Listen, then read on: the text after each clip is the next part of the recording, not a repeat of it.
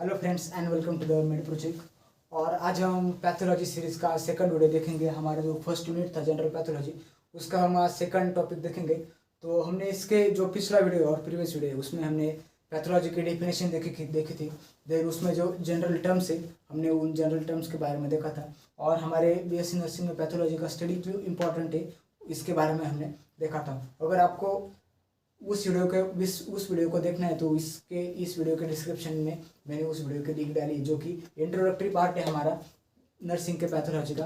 तो सबसे पहले आप उस वीडियो को जाकर देखो ताकि आपको पता चले पैथोलॉजी क्या होती है, पैथोलॉजी का हमारे नर्सिंग में इंपॉर्टेंस क्यों है, और जो जनरल टर्म्स है उधर हमने देखे थे उन जनरल टर्म्स के बारे में अगर आपको पता चलता है तो आपको पैथोलॉजी का स्टडी आसान हो जाएगा। उसमें हमने सब्जेक्ट का इंट्रोडक्शन दिया, यानी कि अगर हमको सब्जेक्ट का इंट्रोडक्शन पता है तो उस सब्जेक्ट में हमको क्या पढ़ना है ये हमको आसानी से हो जाता है। तो हम इस वीडियो में हम methods and branches of pathology देखेंगे जो कि हमारे फर्स्ट यूनिट का सेकंड पार्ट है। अभी तक एग्जाम में इस पर कोई भी क्वेश्चन आया नहीं है और आपके स्टडी के लिए ये बहुत ही इंपॉर्टेंट टॉपिक है। तो वीडियो पर लास्ट तक बने रहे और विदाउट स्किप किए आप इस वीडियो को लास्ट तक देखो।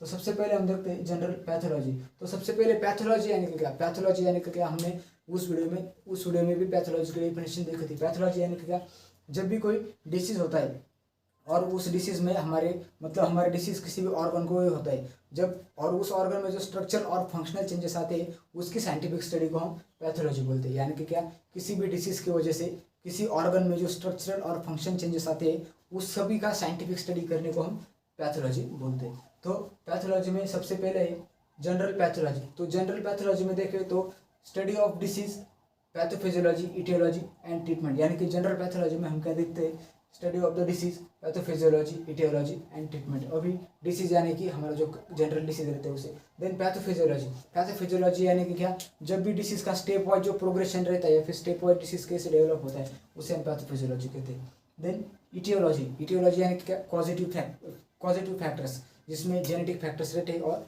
एक्वायर्ड फैक्टर्स रहते हैं। और ट्रीटमेंट यानी कि अकॉर्डिंग टू योर डिसीज जो भी हम ट्रीटमेंट पेशेंट को प्रोवाइड करते हैं उसे कहते हैं ट्रीटमेंट। यानी कि जनरल पैथोलॉजी में हम क्या देखते हैं, study of the disease, pathophysiology, aetiology and treatment. मतलब जो भी क्लिनिकल से रिलेटेड है वो सब हम जनरल पैथोलॉजी में देखते हैं। Then second one is the cytopathology. अभी साइटो ये वर्ड क्या डोनेट करता है या फिर किसको डिनोट करता है, साइटो डिनोट करता है हमारे सेल्स को या फिर टिश्यू को। Study of the disease at the cellular level, इसमें हम सेल का माइक्रोस्कोपी करते हैं, यानी कि पर्टिकुलर सेल्स में क्या क्या स्ट्रक्चरल चेंजेस आए या फिर उसके फंक्शनल चेंजेस क्या क्या वो हम जब माइक्रोस्कोपी में देखते हैं तो उसे हम क्या कहते हैं, साइटोपैथोलॉजी।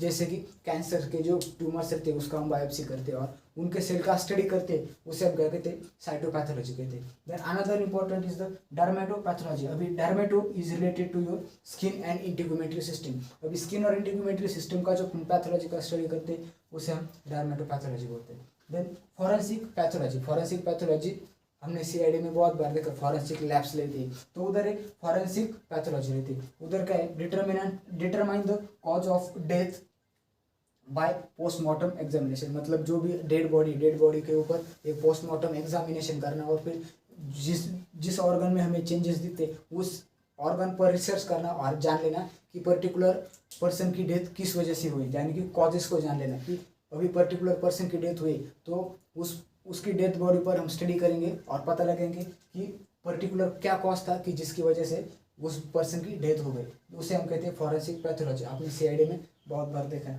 Then histopathology. हिस्टो यानी कि क्या, योर टिश्यू, और हम हिस्टोलॉजी कहते हैं। हिस्टोलॉजी यानी कि क्या, किसी भी तरह का सेल से या फिर बॉडी का टिश्यू है उसे हम माइक्रोस्कोप में देखते हैं और उसका माइक्रोस्कोपिक स्टडी करते हैं, उसे हम क्या कहते हैं, हिस्टोपैथोलॉजी।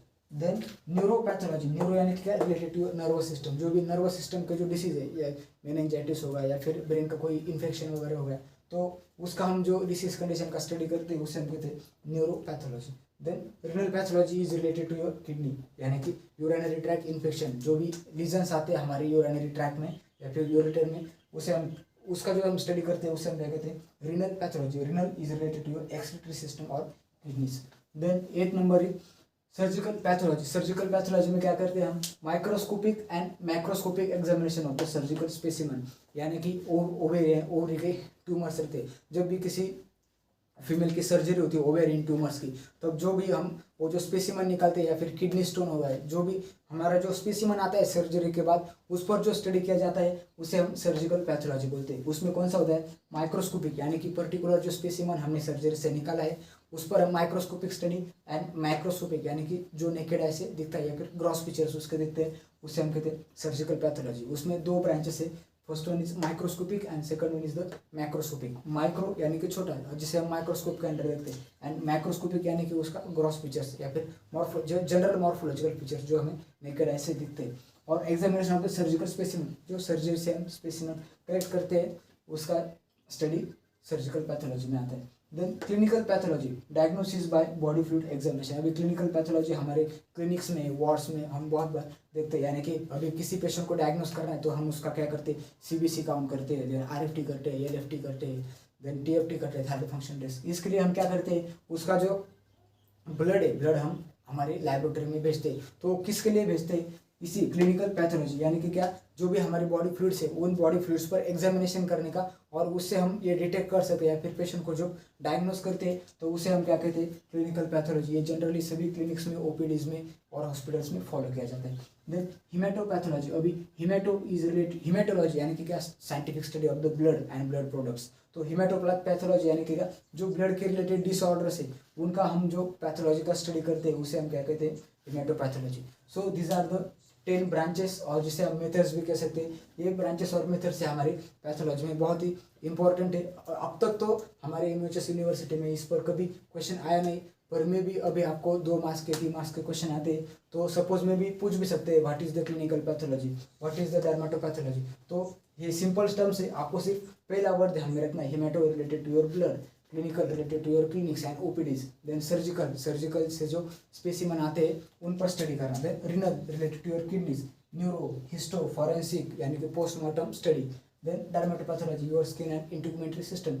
अभी एक एनाटॉमिकल पैथोलॉजी आती है। एनाटॉमिकल पैथोलॉजी में क्या आता है, डर्मेटोपैथोलॉजी यानी कि ये हमारे एक एनाटॉमिकल पार्ट है। देन न्यूरोपैथोलॉजी, ये नर्वस सिस्टम को हो गया। रिनल पैथोलॉजी, किडनी का हो गया। इसे हम अदर वर्ड्स में क्या कह सकते हैं, एनाटॉमिकल पैथोलॉजी। तो वो बहुत ही डीप में, उस पर कभी क्वेश्चन नहीं आता, पर ये ब्रांचेस आपके लिए इंपॉर्टेंट है। और आगे जाकर जो भी आपको डिसीज कंडीशन पढ़ने हैं तो इसका इंटरवेंशन आप उधर अप्लाई कर सकते हो। So this is about the measures methods and branches of the pathology.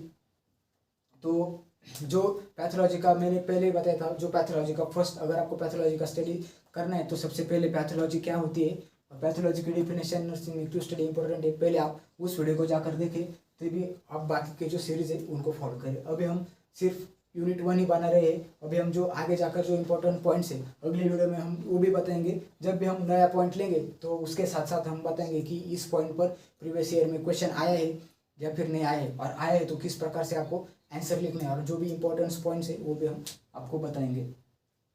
So this is about the methods and branches of pathology. अगर आपको ये वीडियो अच्छी लगती है तो आपके फ्रेंड्स के साथ शेयर करो इस वीडियो को, और जो भी आपके 3rd सेमेस्टर के या फिर 2nd ईयर के जो अभी नए स्टूडेंट गए तो उनको बताओ कि पैथोलॉजी और फार्माकोलॉजी और अडल्ट हेल्थ नर्सिंग या फिर आपका माइक्रोबायोलॉजी, उन सभी के लेक्चर्स हमने स्टार्ट कर दिए। तो आप वीडियो को और मेरे चैनल को शेयर करो और अपने फ्रेंड्स को बताओ कि लेक्चर्स हो रहे हैं, और चैनल को सब्सक्राइब करना। Thank you friends.